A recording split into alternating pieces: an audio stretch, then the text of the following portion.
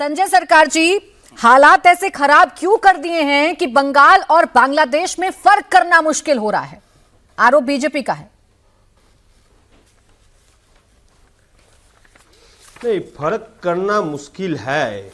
बंगाल में क्या होता है, वो तो इंडिया में कुश्ती और ढाका, ढाका में दोस्ती। देखिए जाते हैं, मैं आपको मतलब जी यूनुस को हाथ से उसको प्राइज लेते हैं, प्राइज यूनुस से प्राइज लेते हैं। हम कैमरामैन को बोलेंगे दिखाने के लिए, एक नंबर दिखाने के लिए। ये बहुत बड़ा हिंदुस्तान को पाकिस्तान से बड़ा है, मतलब ये पाकिस्तान बना दिया टेररिस्ट एक्टिविस्ट। और वो टेररिस्ट कौन है? तालिब होसन शेख है। किसको साथ खड़ा है? अमित शाह को पीछे खड़ा है, जो कश्मीर में इनकाउंटर में मर गया है। ये कश्मीर में माइनॉरिटी सेल का सचिव थे।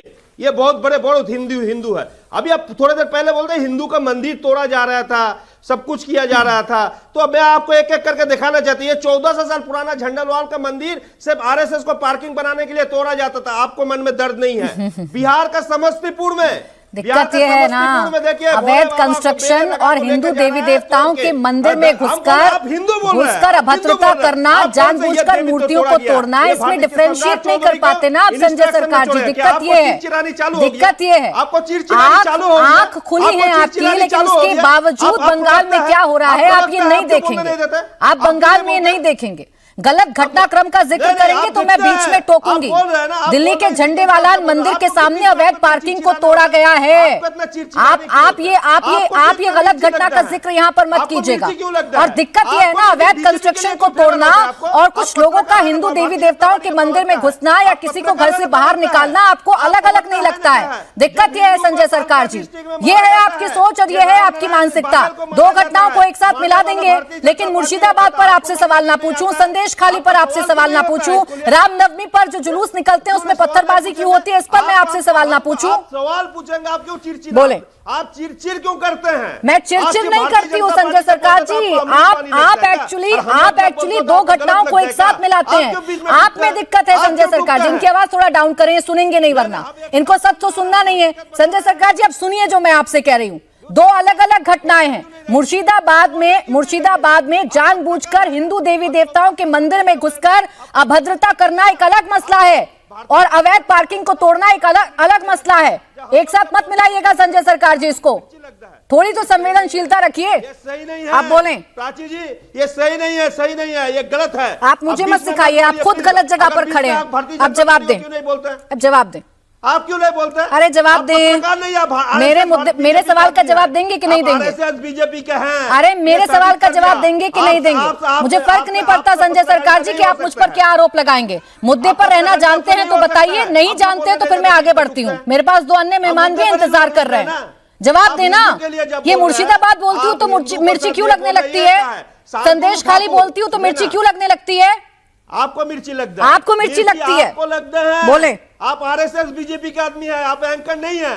आप आरएसएस बीजेपी के आदमी हैं। पहले बंगाल को संभालिए, और उसके बाद आकर किसी दूसरे पर आरोप लगाइएगा संजय सरकार जी। अरे पहले अपने बंगाल को संभालिए, उसके बाद किसी दूसरे पर आरोप लगाइएगा। पहले मुर्शिदाबाद को संभालिए, पहले आप रामनवमी के जुलूसों पर जो पत्थरबाजी होती है उसे संभालिए, उसके बाद किसी और पर आरोप लगाइएगा।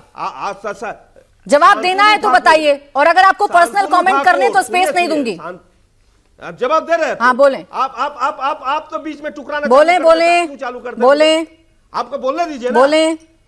देखिए शांतनु ठाकुर है, भारतीय जनता पार्टी का मंत्री है, मिनिस्टर ऑफ स्टेट शिपिंग है। अपना लेटर हेड में लिखता है जियाउर रहमान का 3 किलो गोश्त बांग्लादेश में लेके जाने के लिए बीएसएफ को 85 बैटालियन शुक्ला जी को कमांडेंट को लिखता है। ये हिंदुत्व का बात होता है?